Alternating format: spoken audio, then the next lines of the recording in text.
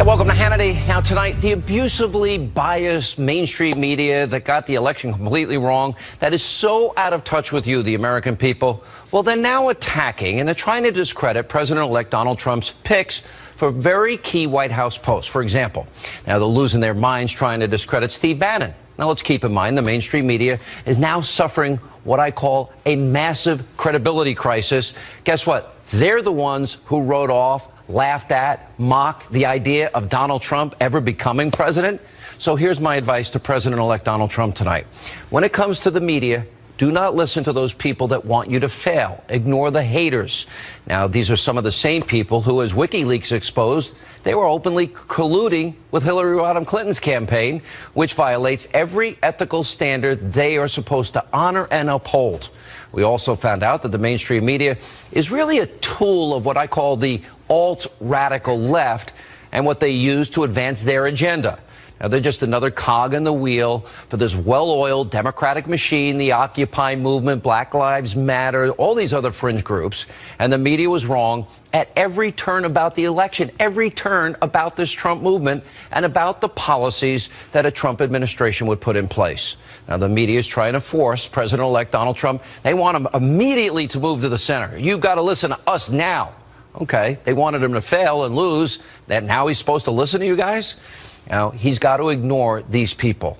Now, the same goes for the Washington political establishment.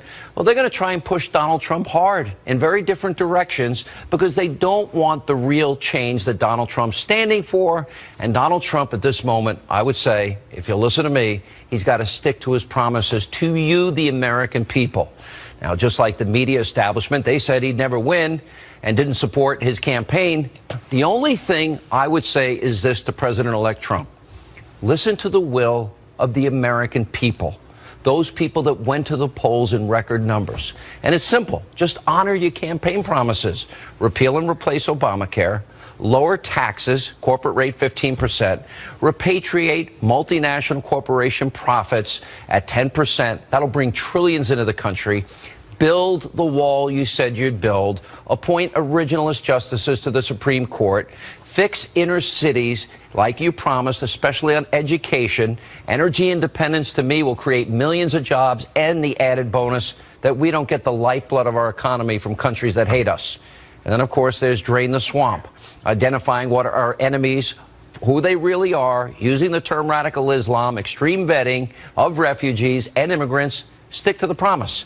Education back to the states, that might actually help more American kids than any single thing you do.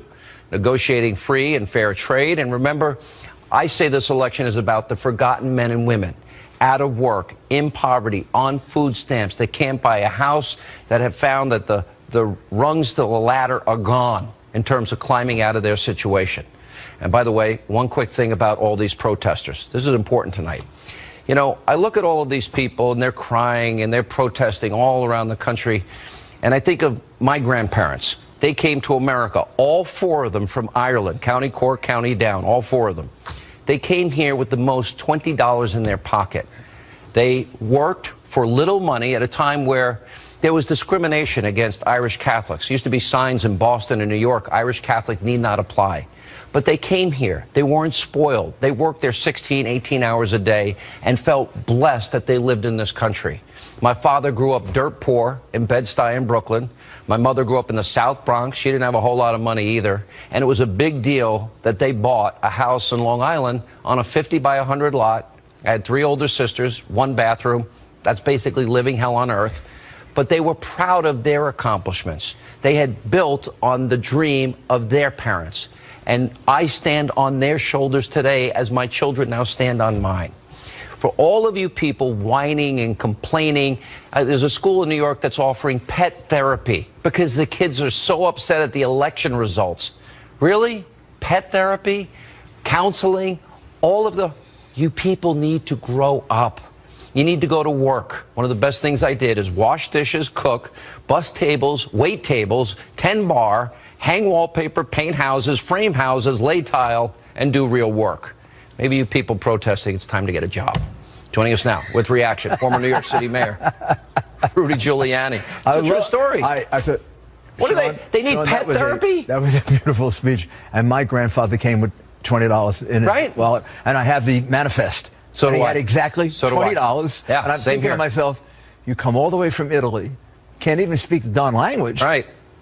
And you have $20 in your wallet. My grandparents spoke the language, but in a funny way. Yeah, right. From Ireland, right? Yeah, in a way that got them no jobs. Right. No. And I'm like, these spoiled brats on college campuses, these kids in elite New York schools, they're bringing in pets and counselors because they're so upset. I have a hard time. I can't actually, conceive it. I've been on a couple of planes. I went out to Los Angeles. I was in Washington, and I've talked to a few people that were anti-Trump, and they'll say, "We're so worried about him." So I was sitting with one, and I said, "Well, what are you worried about?"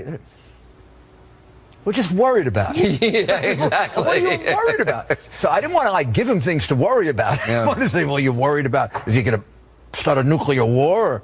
He said, "I'm just kind of worried about it." I think I talked him off the ledge. You got him off the ledge? I got him. I'm not sure I made him into a Trump supporter. I had a call to my radio. The guy's not going to commit suicide. I had a call to my radio show, and he said, "You helped get a racist elected." I said, "Okay, tell me one racist thing he's ever said." Now that is the. And I played Jeopardy music, and he couldn't answer. If there was an unfair criticism of Trump, and there were many, but if there was the most unfair, that was the single most unfair criticism of him. Known the man for 28 years, there is a single prejudicial bone in his body. He evaluates people both from the point of view of work and friendship on the merits. Yeah. You were probably his strongest, best, toughest advocate. Now you're being considered for important jobs. The one I hear most often is Secretary of State. Have you had any conversations with him? I have. And they're between him and me. You're not going to tell me? No, I can't. I can't. I wouldn't. I'd be very honored to serve. Questions, there are always a lot of questions and a lot of issues and a lot of very good people. He's got a lot of good people around him. I think he's handled himself really well since the election, since the day he got elected. And I think that he's going to put together an extraordinary administration of really, really talented people. Do you agree with me that for him to ignore the McConnells, they didn't win this election as much as he did? His agenda, I think, brought in Wisconsin, Michigan, Ohio, Pennsylvania. Maybe it's just having addressed the Reagan Foundation on Saturday night, where we had an inaugural celebration. I was thinking what it would be like to address them if we had lost. It would have been a funeral. And I think you do what Ronald Reagan did in a very nice way. You put your flag in the ground. You laid out this is what. He's the president. They're the Congress. He's the leader of the party. He has to tell them, this is what we want, and I want you to get it for me. And they should work with him on it. And if we have to, at the edges, compromise certain things, we should be willing to talk a little. But the main program has got to happen. The main program has got to happen. What did Ronald Reagan say? Ronald Reagan said, I'm going to confront the Soviet Union. Well, God darn it, he confronted this. I'm going to cut taxes. And then he had to make a choice because he said he was going to reduce the deficit. And there was, I just saw a tape of it, and he said, I made that choice. The choice I made was strong national defense instead of the deficit, because I think that's more important for our future. Let me ask you this. We go back, our friendship goes back a long ways when you were the mayor of the city, cleaning up the city, and you did a phenomenal job. I watched it up close and personal. If you become Secretary of State, some people say, well, he's the mayor of New York, but how many countries have you been to? I don't think they realized. I left the country 4 times as mayor. So I was kind of like trip deprived. Right. So since I left mayor, this is a rough estimate, I've been in 80 countries, 150 different foreign trips. Wow. And a lot of it for different reasons. Speeches, security consulting, where I helped bring down crime. A lot of people saw your expertise. So I brought down crime. Call the president of Colombia. He will tell you I reduced crime. My group did, not me, John Houvain and my entire group. We reduced crime in Cali by 42%. Wow. We reduced crime in Mexico City until the mayor of Mexico City got fired because he was doing too good a job. But that was 12 years ago. Right. So I've been all over the world. I know you're very close friends in Israel. Honorary knighthood. Yeah, I heard about that. From Great Britain. Yeah. Prime Minister Netanyahu has been my personal friend for 25 years. I never go to Israel without spending 2 hours with BB, and I feel I can call him that. And I know the world. I mean, I've been most of my last 15 years, I've been on an airplane. But you know what I think the world would remember more than anything else? When you were given $10 million and you found out what the person had said about Israel, and you said, take your money back. Also about the United States. That was a big moment. He blamed it on the U.S. foreign policy and Israel, our support of Israel. Yeah. And I said, take your money back. No, and I called up 5 widows before I did it. Good for you. So it wasn't my money. And they told me, we're with you. We don't want the blood money. We don't want the blood money. Good luck. I expect an announcement probably soon. We'll see. And I know you will serve your country well. Good to see you, Mr. Mayor. Thank you. It's a great honor both to serve my country and it was a great honor to serve Donald Trump and get him elected, because we saved this country from going over the abyss. Well, we're pretty close now. It's a big job. All right, good to see you, Mr. Mayor. And coming up, reports say that Laura Ingraham is in the running to be the next White House press secretary. She'll be here with reaction, and also later tonight. A Trump administration will end this nightmare of violence. We will protect American lives. We will cancel all federal funding to sanctuary cities. President-elect Donald Trump campaigning on ending sanctuary cities, but the alt-radical left mayors like Rahm, Rambo, Deadfish, Emanuel say, well, they'll fight him in order to protect illegal immigrants in their cities. We'll check in also tonight with Brexit leader Nigel Farage, Dr. Sebastian Gorka, and our own Ainsley Earhart is here. She's been with us for 10 years on this program with a huge announcement. Straight ahead.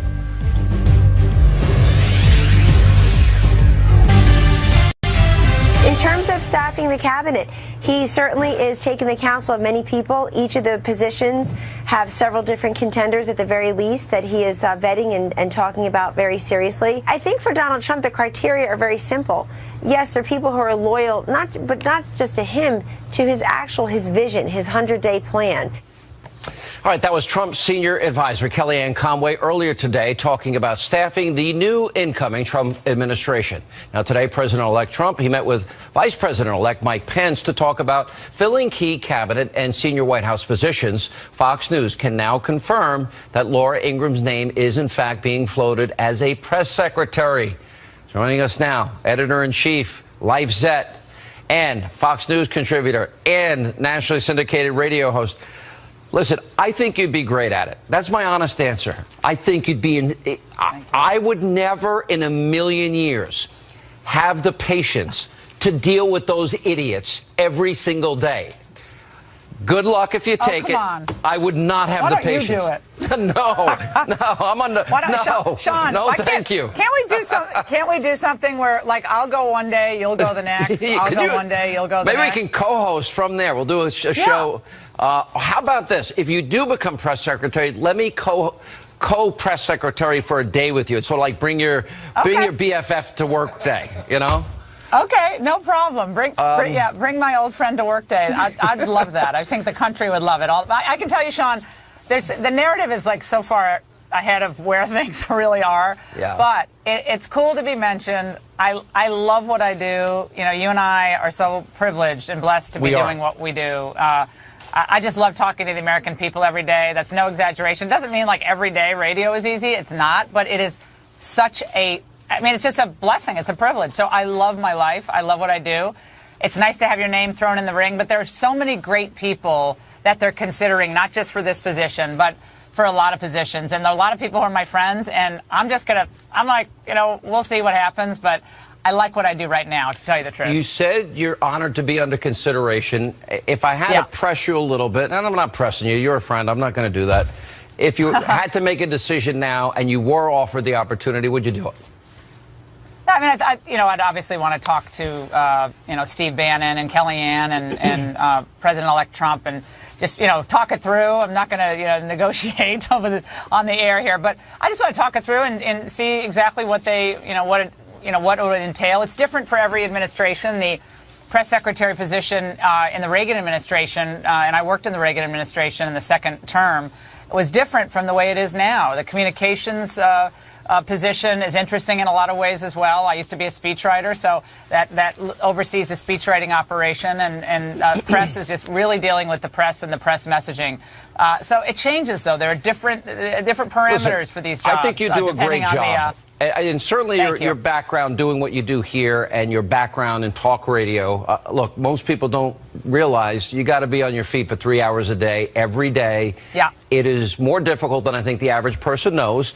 But it also would be, I think, it would perfectly prepare you for that kind of task.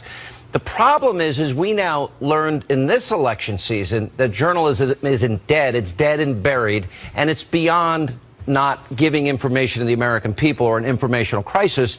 There's outright colluding that we discovered between the media, Politico, the New York Times, CNN, MSNBC, CNBC.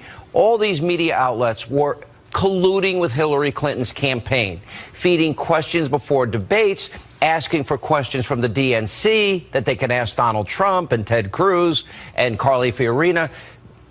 I don't know. I'd have a very hard time being in the room with those people every day, knowing that they have that institutional bias. And there might be some good journalists in there, but very few. I think there's a lot to be answered for in this election cycle. I think the press has to answer for getting a lot of it wrong, and without a doubt, every survey, it's not conservative surveys, but every survey on press bias indicates that an overwhelming majority of Americans believe it's slanted, and it was slanted toward Hillary. So if you're a journalist and this is your job, just like politicians, have credibility problems right now. So to build back your credibility, if you're interested in doing that at all, with the people who pay the bills, which are the people who buy the products that are advertised on your news programs, I think they have to give Donald Trump a fair shot. I mean, they're supposed to act as a check on the administration, too, for sure. But they have to be fair about it. And I think that's what most people are asking for, and that's what most people should expect from the press. And it's a difficult line sometimes for them to walk, Sean. But if they're going to be in that business, then do that job. If you want to be in a commentator job, then you can do kind of what we do. But if you're going to be a journalist, be a journalist, and do it fairly. And you can be tough, but fair. And I think if people are tough but fair, I think of people like Tim Russert, David Tim Brinkley. He was really special. Yeah. He's in a category of his own, and we could use more people like him in journalism. I bet he would be pretty disgusted. I knew him fairly well. You knew him well. I don't think he would like what has been discovered this election season. Yeah, and I think of people like Brit Hume. Remember when Brit was White House correspondent over at ABC? He was tough. And Sam Donaldson. And even Tom. Right, and even Tom Brokaw, when he was on the Today Show all those years ago, he's a Democrat, he's probably fairly liberal, but he played it pretty straight. You go back and look at the old election coverage from 1980, as I do because I'm a total, political geek. I watched the entire 1980 election coverage, and it was NBC's election coverage. It is fascinating to watch how straight they really played it. Wow. And just calling states, this is what's happening. And that's changed. It's a lot more commentary interjected. And I think that's to the detriment of a lot of good work that the press can do. So listen, as I long want to be optimistic. If they would delineate what they do, don't tell us you're being a journalist and you're a talk show host like we are. Don't pretend to be something you're not. And that's what was exposed here. And the very people that are so critical of the fact that we do have opinions, but we're honest with our audience, are the very people that were bigger advocates than anybody ever really knew. I think that's where the corruption of media comes in. And I think there are a lot of websites that will try to come off as news organizations when they're not. They're platforms for more commentary and analysis. That's fine if that's what you are, but just don't pretend that you're the modern day reporter, reporter on the beat, and you're just trying to get at the truth. When what you're trying to do is you're trying to confirm your predisposed opinion to think that, whether it's Trump's terrible or Steve Bannon's this or Kellyanne's that, it's just transparent. And I think what we learned from this election more than anything, Sean, is that the American people are on to all of this, and they want better from all of us. And it's up to all of us, I think, and whether you're in government or in journalism or even doing what we do it as best as you can and try to be straight about it. All right. Well, good luck, and whatever your decision is, I know you'll do a good job. Thanks, Laura. Appreciate it. Thanks, Sean. Thanks. And coming up next tonight on This Busy Hannity. A Trump administration will end this nightmare of violence. We'll protect American lives. We will cancel all federal funding to sanctuary cities. Donald Trump promising you, the American people, he will end sanctuary cities in this country. But you got mayors from some of America's most liberal cities like Chicago and Rambo Deadfish. Well, they say they'll stand in his way. Can they do that? We'll explain. Also tonight, Brexit leader Nigel Farage, Dr. Sebastian Gorka, and our own Ainsley Earhart here with a very big, important announcement. Straight ahead.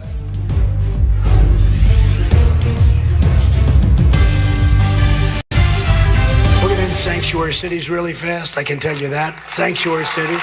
The nice part is you don't have to worry too much about sanctuary cities in Spencer, but it is, you ever see anything? It's almost like a free zone. You kill people and you're fine because you're in a sanctuary. It is so insane what's happening to our country. A Trump administration will end this nightmare of violence. We will protect American lives. We will cancel all federal funding to sanctuary cities. That was Donald Trump promising on the campaign trail to end sanctuary cities if elected. Now, President-elect Trump hasn't been sworn in yet, but already some on the left are very worried he'll actually keep his promise. How refreshing would that be? Anyway, cities that openly acknowledge they will not comply with federal immigration laws are now vowing to keep doing that which they've been doing illegally, including Chicago Mayor Rambo Deadfish Emanuel. Take a look at what he had to say. Chicago has in the past been a sanctuary city, took that executive order and made it an ordinance. To be clear about what Chicago is, it always will be a sanctuary city. To all those who are, after Tuesday's election, very nervous, is filled with anxiety has been spoken to, you are safe in Chicago. You are secure in Chicago, and you are supported in Chicago. Joining us now with reaction, Salem Radio nationally syndicated talk show host Larry Elder, Vice President, spokesperson for the National Border Patrol Council, Sean Moran. Larry, let me ask you to put on your legal hat for a minute. Some people may not know you are a lawyer in a former life, in spite of all these years of media. This, to me, why do I believe if I break the law or I pledge to break the law the way Deadfish and Comrade de Blasio, the mayor of New York, and others are pledging, why would I think I'd go to jail if I violated the law? Well, you probably would, Sean, but you knew this was coming. You remember when the House passed the so-called harsh immigration bill? The then mayors of L.A., Chicago, and New York all said they were going to defy the law. So there's going to be a day of reckoning, and the way that Donald Trump will have leverage, of course, is to try to withhold federal funding. I live in L.A. The former police chief signed something called Special Order 40 in 1979, and I interviewed him about that, and he told me that it was designed to do two things. One was to make sure that cops did not target people for immigration violations. And the second is, if you are an illegal alien and you're the victim of a crime, you shouldn't be afraid of coming forward and telling about that for fear of being deported. That's it. But that law, that order has been interpreted to mean don't cooperate with the federal officials. You have a violent criminal under arrest, and they're not being turned over to the Fed, sometimes even when there's a request to do so. So the whole Special Order 40 has been completely corrupted away from its original intention. Yeah. What is your take on that, Mr. Moran? I agree with Mr. Elder. This is a horrible law. I understand it from the mayors because they're political hacks, but these chiefs of police that are enforcing this law, they're not worth the metal that their badge is made out of. They took an oath to uphold the laws of the United States, not the laws of Chicago, not the laws of San Francisco, the laws of the United States. Our view is that this is sanctuary cities are an illegal order if they've enacted it into an ordinance like Chicago. So I know they can take funding back, but if you set out to violate the law of the land, is there any legal consequences for them for this, Larry? Well, you know, when you're in the country illegally, you have already committed a crime. I'm talking about the mayors. These people say, no, come to our cities. We don't enforce the law here. Well, first of all, wouldn't federal agents have the right to go in there and enforce the law that the mayor says he's not going to enforce? This is going to be full employment for lawyers, Sean. Believe me, there are going to be lawsuits filing all over the place. I think you're right. I think you can mandate that these mayors follow the law. They've not abided by direct court orders in some cases, detainer orders issued by ICE to hold people. That's why we've had these illegal alien murders we've had up in the Bay Area. And I believe that legally they can be compelled to do so. But the hammer has to be withholding federal funds. That's one thing that they do understand. And Rahm gets off just saying, violate the law, come to my city. He gets off doing that. Right. And I remember the mayor of L.A. once said there are no illegal people here. The point is, Sean, Democrats want porous borders for votes. They know that's where their political power is. They know that ultimately there'll be pressure for there to be a so-called pathway to citizenship, and 90% of them are going to vote for the Democratic Party. That's why they want to do this. Guys, good to see you. Coming up next tonight, right here on Hannity. All vetting of people coming into our country will be considered extreme vetting. We will be very careful. Very important issue. For months, Donald Trump called for extreme vetting of refugees, and for good reason. Officials warn that ISIS will try and infiltrate the refugee population. And today, Germany just announced a major operation to combat radical Islam as they took in so many different refugees. Brexit leader Nigel Farage and Dr. Sebastian Gorka are here. Then later tonight, Fox and Friends co-host Ainsley Earhart is here to talk about her brand new book and much more. And her father joins us straight ahead.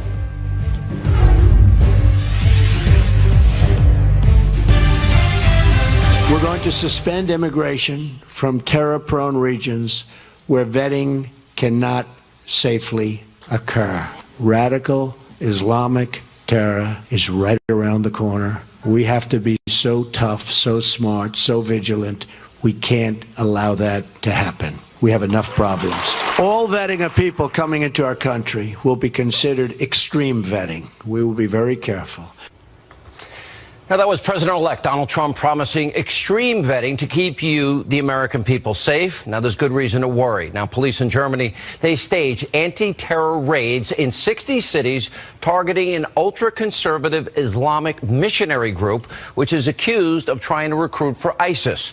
Now, Germany may also have another problem on their hands. From January to June of this year, over 370,000 asylum seekers were registered in that country. U.S. officials have been warning that ISIS will try and infiltrate the refugee population here. Joining us with reaction, the leader of the Brexit movement, and also, as you see him here, he met with President-elect Donald Trump over the weekend, Nigel Farage, and the author of Defeating Jihad, Dr. Sebastian Gorka, who I would argue is a good candidate for a Trump administration.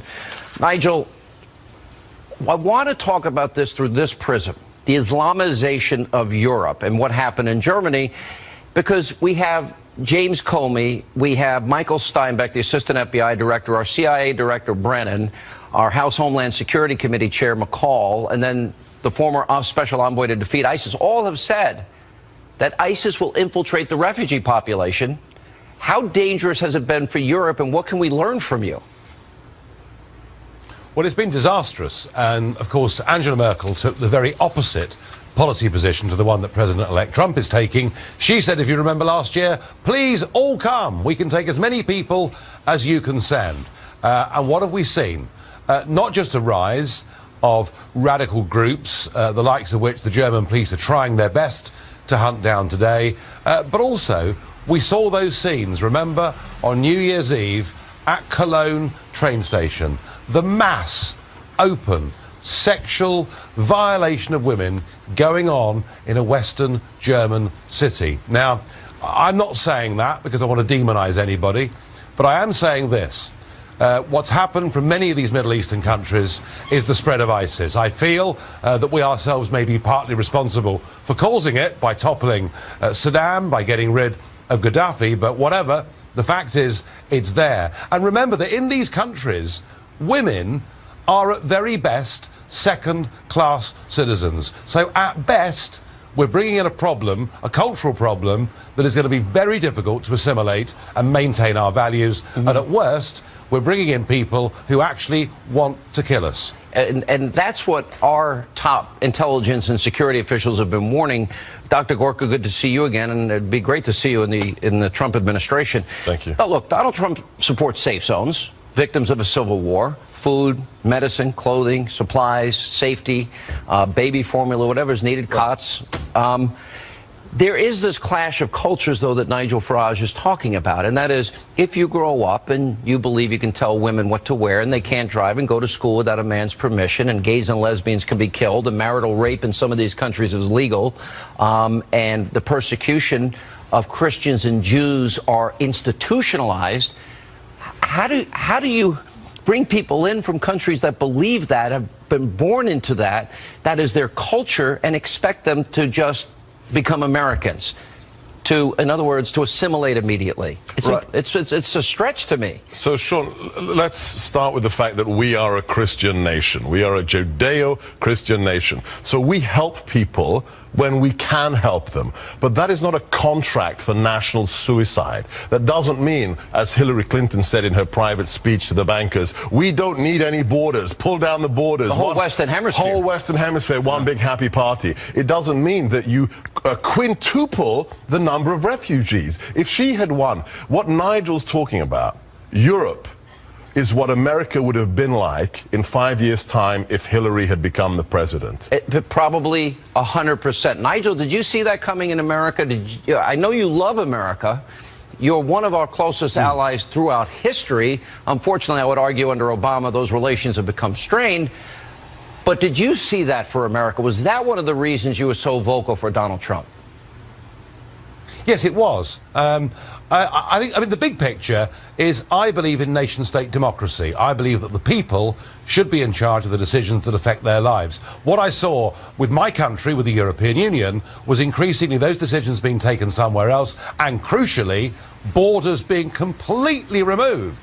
And I could see that Clinton basically viewed that building you can see behind me, the European Union's headquarters, she viewed it as a prototype for something she wanted America to be part of. And that is why I went so strong for Trump. Also, I backed Trump because I thought the man had guts and integrity, and boy, he has.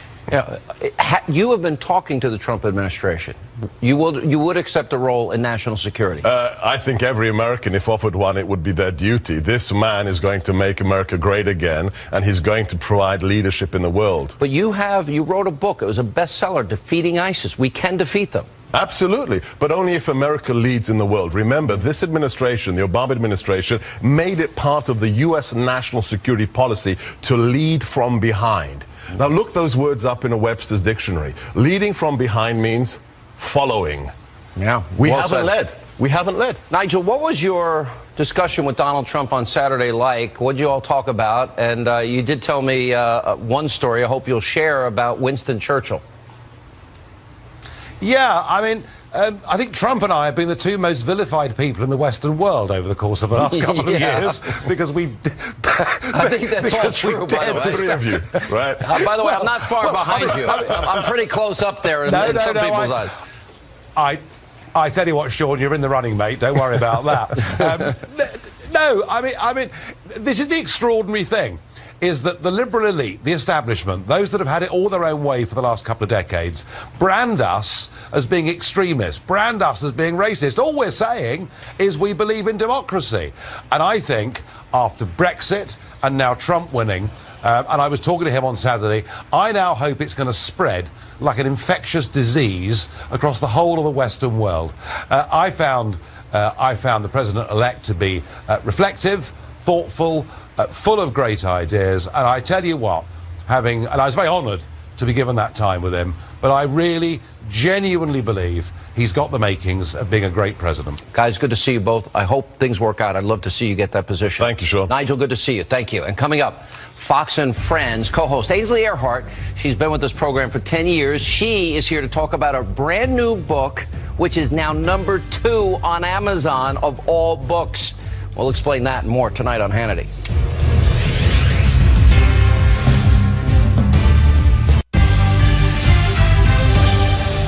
Hey, welcome back to Hannity. My next guest has been on this show working with us for over 10 years. Now she will barely talk to us because she got a big promotion. She's the co-host of the #1 rated cable morning show, of course, Fox and Friends, and the author of an incredible brand new children's book. It's called Take Heart, My Child, A Mother's Dream, our own Ainsley Earhart. And with her, also, her father, Wayne. How are you, Mr. Earhart? Doing fine. It's nice to see you, sir. Thank you for having me. Appreciate it. Are you proud of her? Oh, very much so. Yeah, I was watching you this morning. You had your baby girl with you on the set. I did. That was really cute, and you were on the show with her.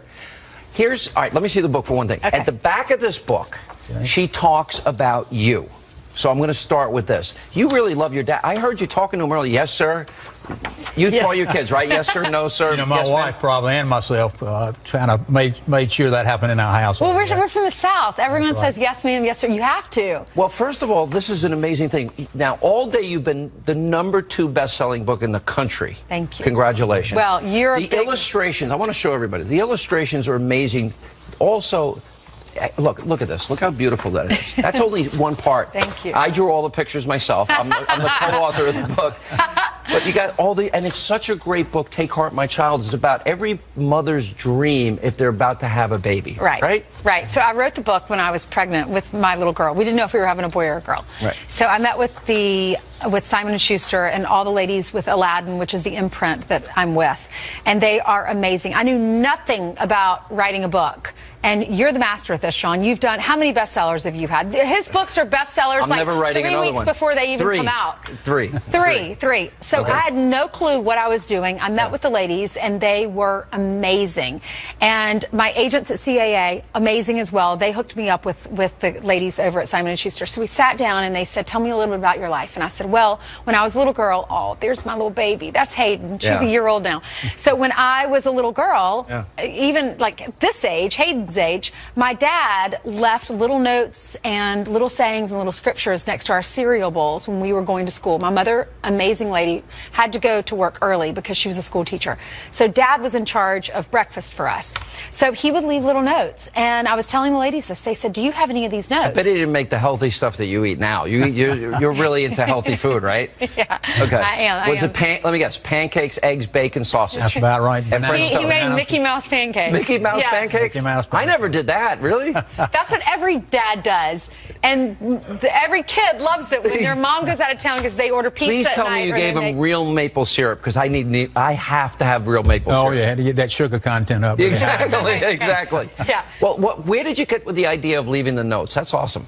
You know, Sean, I was being an OX coach, and coach is not real smart sometimes. So That's not true. Dad's very smart. He has his master's, straight A student. No, Put himself through college, is the hardest worker I've ever met. And sorry to interrupt, Dad, but he was a college basketball coach at Wofford College for 10 years in South By the way, Carolina. I'm showing, look how beautiful these beat pictures Georgia are. Tech. Pretty. Dad beat Georgia Tech. Yeah, I mean, this is the best you. illustrated book I've ever seen. But, I want to get to the purple one. This is so awesome. Look at this.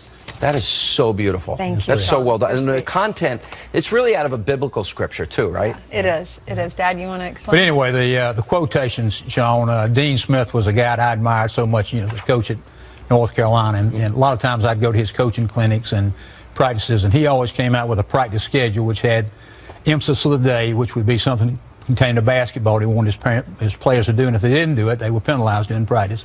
But he also had a quote of the day with some kind of life lesson. So that's kind of where I started writing down quotations that I liked, and then decided to. And you saved all these, Ainsley, right? I did. You saved them all? I saved a lot of them in here. Never be afraid to. I hope I'll never be afraid to fail, which was Walt Disney's line. Dad said.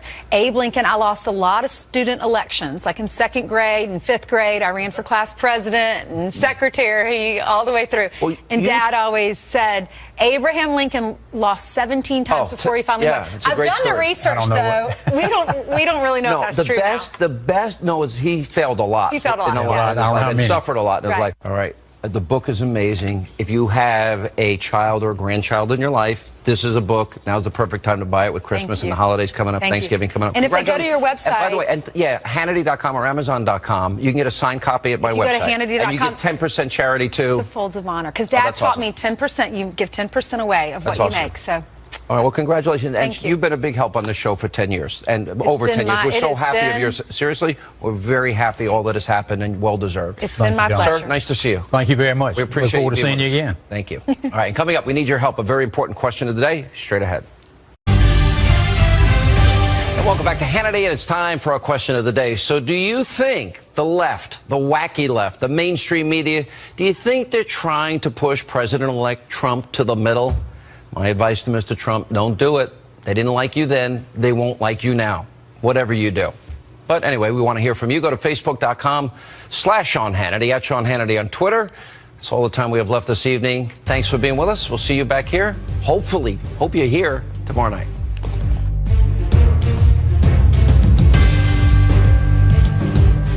The Arrive Factor's on.